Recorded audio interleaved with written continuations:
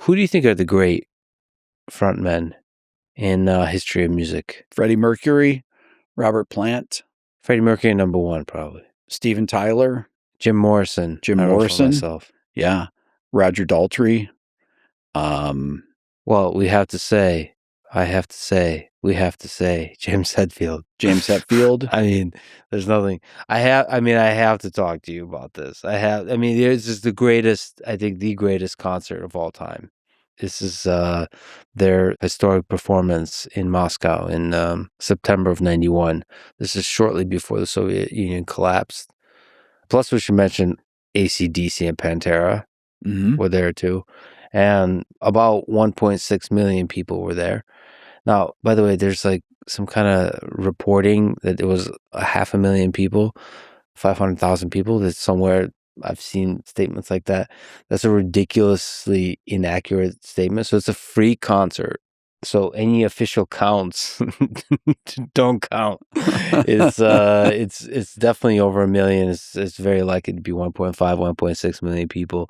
And this moment in history that I think they channeled, it's like whenever great music, the Metallica was firing on all cylinders at the very top of their game, and they meet this moment in history and this place in history that was a defining part of the 20th century collapsing, and you have these people who are for a moment through music are able to escape the fear, the anger they feel, all of it. There's also a political, social, cultural moment meeting the musical moment. And the set list, I listened to it several times over the past few days, just taking myself back into that moment in time. Listen to the set list.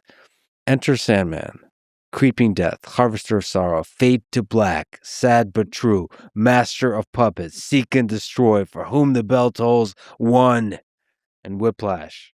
Look at that.